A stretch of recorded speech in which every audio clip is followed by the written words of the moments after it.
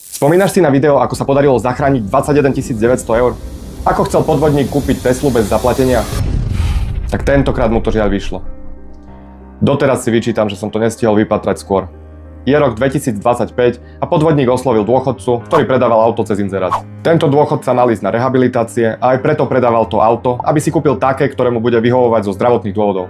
Stretli sa na Šváboch v Prešove, podvodník vystupoval úplne dôveryhodne, to auto otestoval, spísali zmluvu, ukázal mu potvrdenie o prevode a ten dôchodca mu auto predal.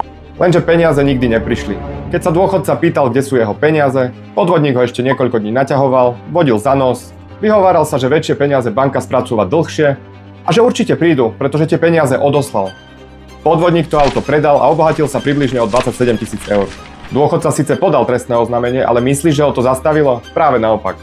V ďalšej časti príbehu poškodených ti ukážem, čo nasledovalo. Poznáš niekoho, kto predáva auto? Pošli mu to video skôr, než bude neskoro.